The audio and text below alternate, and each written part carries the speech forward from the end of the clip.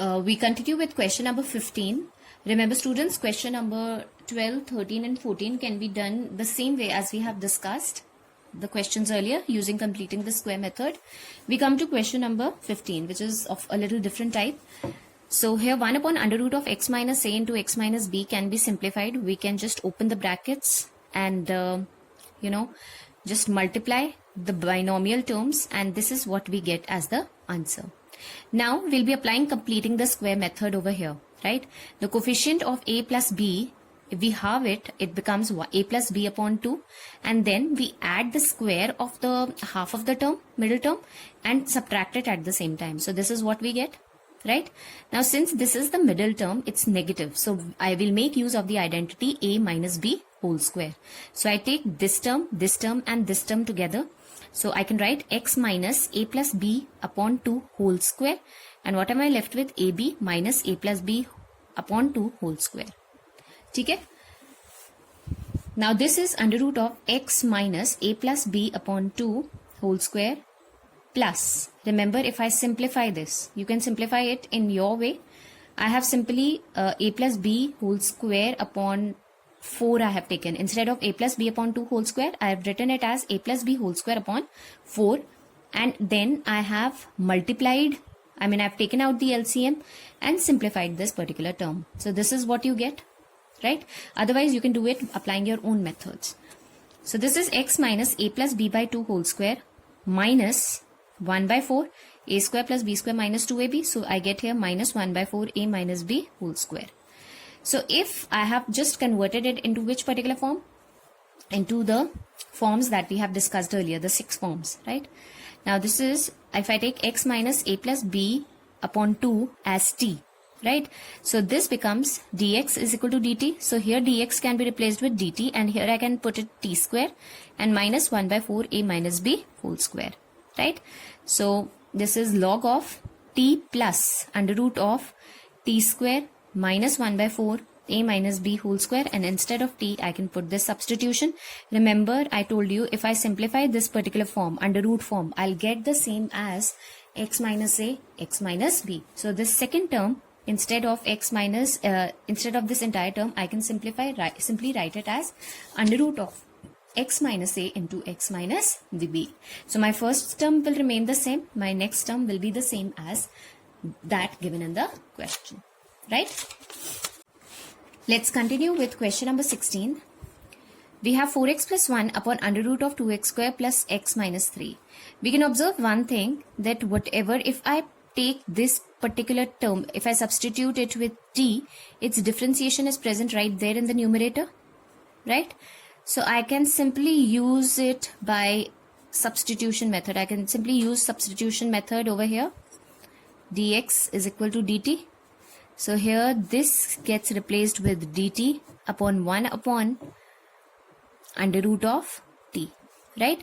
And what is 1 upon under root of t? This is 2 root t plus c, or 2 under root of 2x square plus x minus 3 plus c, right? So this is one direct question which can be solved only by using substitution. We move on to question number 18. See, in question number 18, we have 5x minus 2 upon 1 plus 2x plus 3x square. I can simply use px plus q. I can write this particular form as px plus q is equal to a into d by dx of the denominator term plus b. So px plus q is 5x minus 2 is equal to a, d by dx of this is 2 plus 6x plus b. I open the brackets, I compare the terms and find out the coefficients. So a comes out to be 5 by 6 and b comes out to be minus 11 by 3. So what I do is I replace only the denominator term by this particular form, that is 5x minus 2 is equal to this particular form. I apply the values of a and b over here. So this is what I get as my simplified form, right?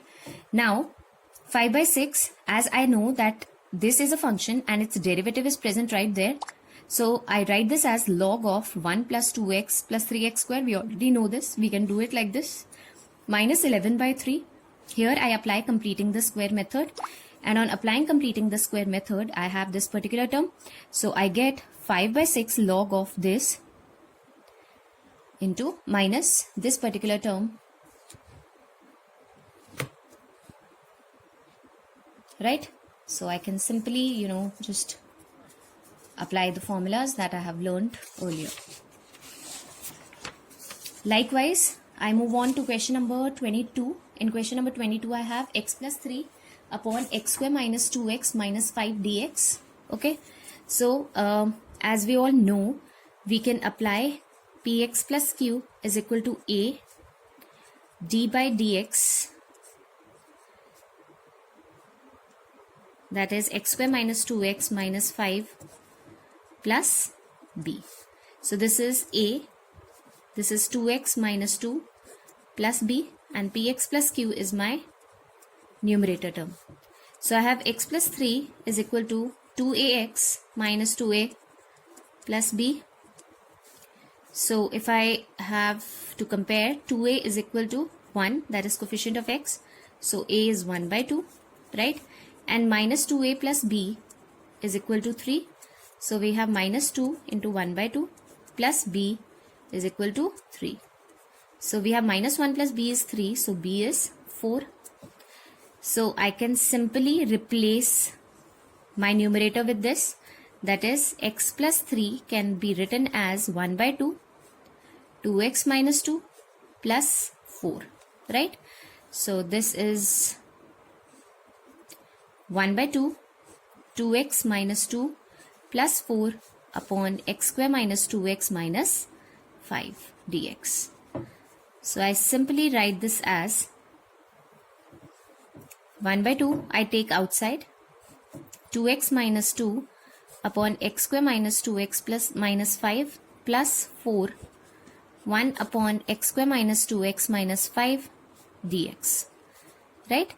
Now in this case, I know that if this is a function, its differentiation is present in the numerator, so directly I can write this as log of x square minus 2x minus 5, and here I'll be applying the completing the square method.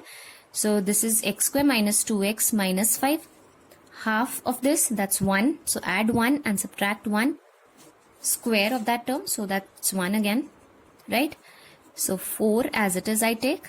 This can be written as x minus 1 whole square. So I have taken this, this and this term. So what am I left with? Minus 6, or minus 6 can be written as minus root 6 whole square, right? So this is, if I apply the formula directly, that is 1 upon x square minus a square is 1 upon 2a. So what is that? 1 upon 2 root 6 log of x minus a. So that's x minus 1 minus root 6 upon x minus 1 plus root 6 plus c. And let this term be half x square minus 2x minus 5. So this is how we are going to do it. If you want, you can simplify it and write it again, right? Likewise, remember question number 23 and 24 are to be done in using similar method, right? So they can be done by you as a practice. So they have to be done similarly. We move on to question number 25. Remember, in question number 25, we have dx upon under root of 9x minus 4x square. Again, we can apply completing the square method. So we have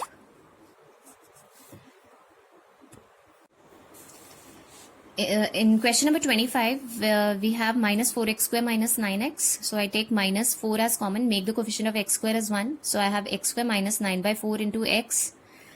So I can apply completing the square method. Likewise, I have this particular term.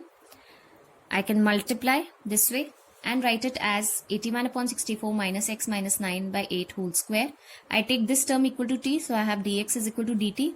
I replace it by 1 upon under root of 9 by 8 whole square minus t square. That is 1 upon under root of a square minus x square. So that's sine half of sine inverse t upon 9 by 8. T can be replaced by x minus 9 by 8. So my option B is the correct option in this case, right?